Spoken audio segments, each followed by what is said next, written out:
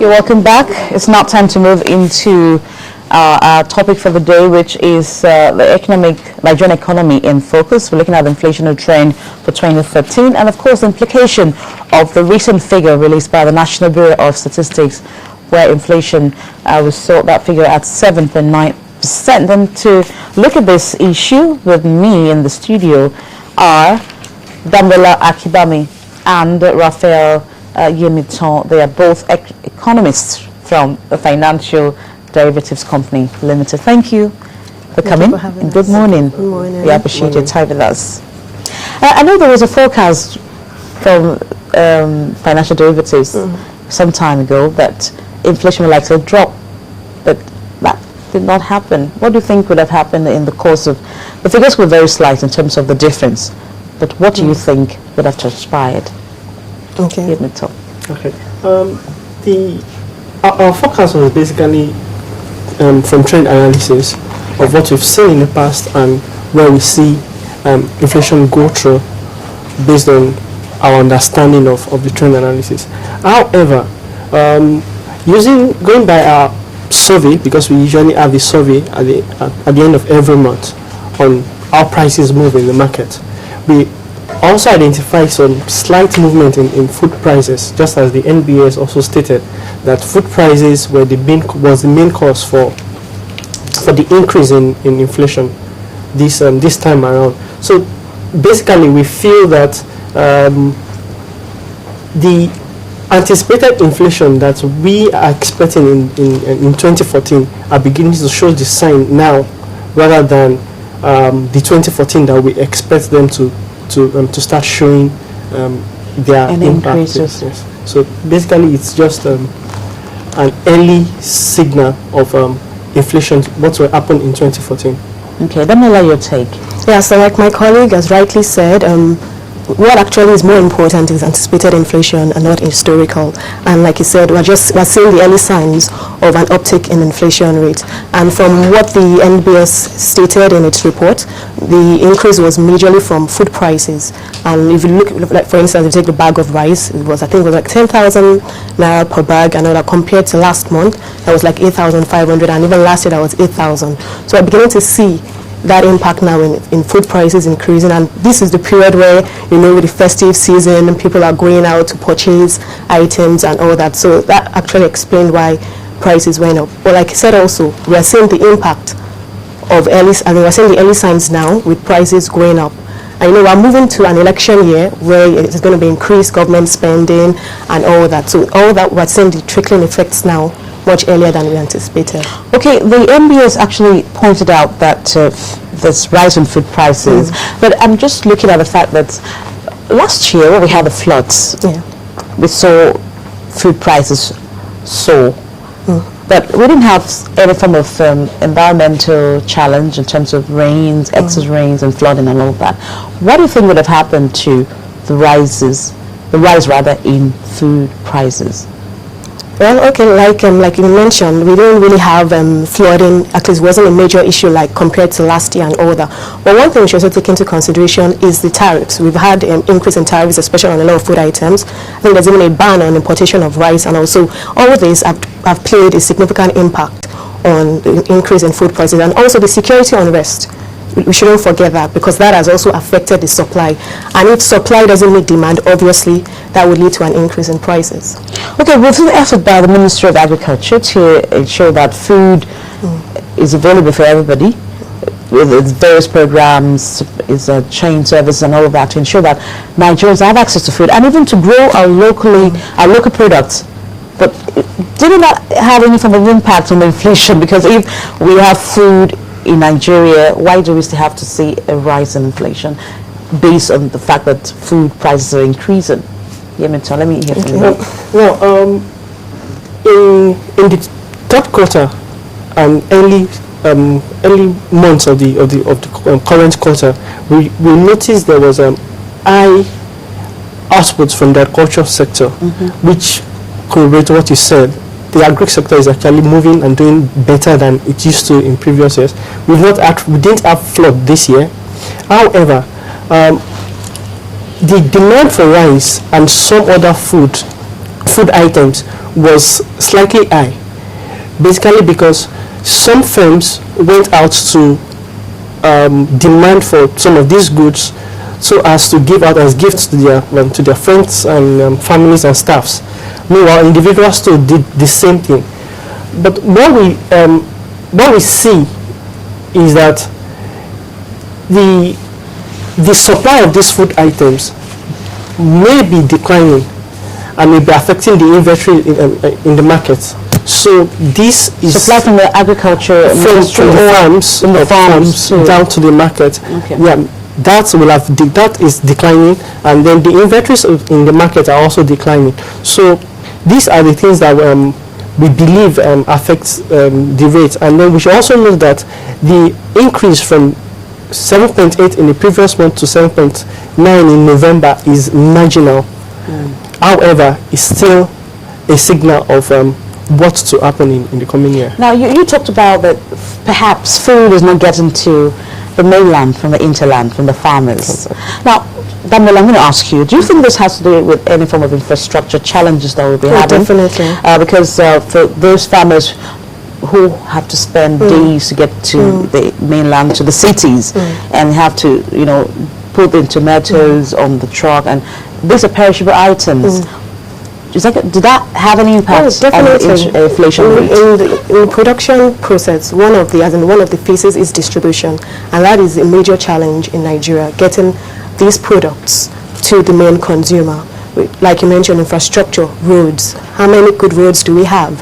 How many of these roads are even interlinked? So it's a major issue, and most of these products are actually perishable and are coming from the north. Before they get to the south or wherever their final base, you find some of them are no more. And obviously this also will translate to increased prices, because if I'm like a producer or a farmer and I harvest like maybe 1,000 crops and all I can get to the market is 500, who is going to account for that loss? So these are some of the issues that actually are translated into higher costs and prices. And apart from even infrastructure, we also what about in terms of technology, the machines, the equipment used to actually process these items into finished products. So infrastructure is a major issue. If you look at security challenge, something just crossed my mind now. Security challenge in the northeast, especially where we've had state of emergencies, going on. I'm just wondering how much, what level do you think this is going to impact on our overall inflation rate if we have to get food from that part of the country to the south, for instance? Do you think we may have a rise in inflation going forward in relation to food prices? It's going to be one of the major factors influencing food prices, because of the tensions going on there, most farmers have abandoned their farmland. Do you understand? So if there's no one to cultivate the land, you're not going to have any harvest. So it's going to play a significant role. So that's one issue, but there are also other variables that would also determine the rate at which inflation is going to increase next year. I want us to look at the trend. Yemitan, maybe you should just lead us into this. The trend on inflation so far. What's your view about the trend? It's going up, comes down. It's a kind of oscillation here and there.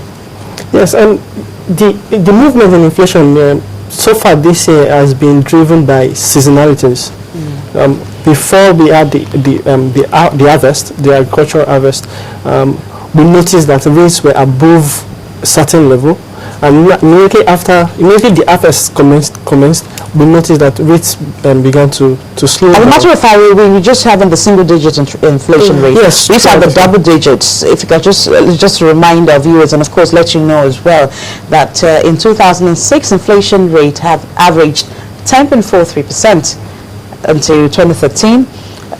So, how would you describe this shift? The shift in terms of the drop in inflation rate to single digits. There are quite a number of factors responsible for this. One is the monetary policy. Two, the reform agenda, especially that to the agricultural sector, and then some policies that the government has put in place to actually help the agri sector, and that is why we have seen the performance in the agri sector, and then we see the central bank and the monetary policy committee making their case for inflation, a lower inflation environment, currency stability, and other things. But we should note that the monetary policy rate was has been at the current rate of 12% since. Yes. So kind of tightening. We want to, Senator Lamido refused to hear all the pleas and the cries from everybody and says we're going to hold on tightly to this figure. Perhaps that has helped the inflation rate in terms of pushing it downwards. Yes, it does. Okay. Now, what methodology did you?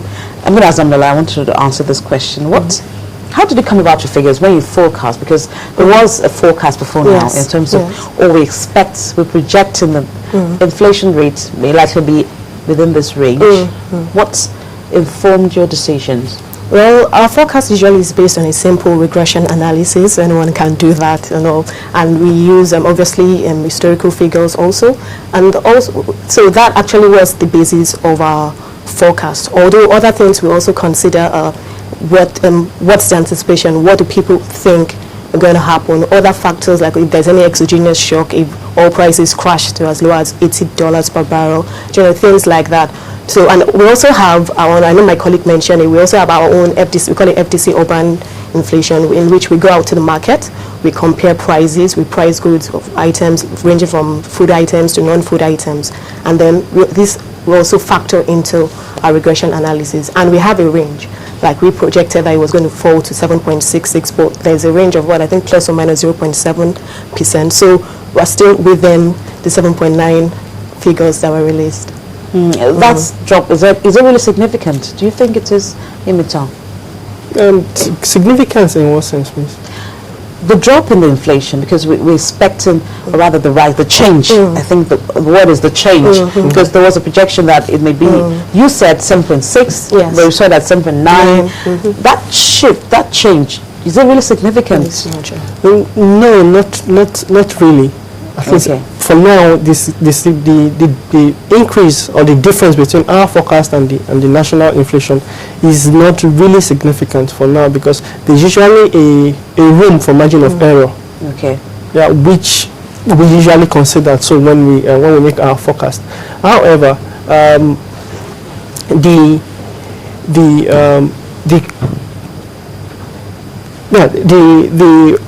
cost for this particular inflation rate was basically based on demand for food prices, demand for food items rather.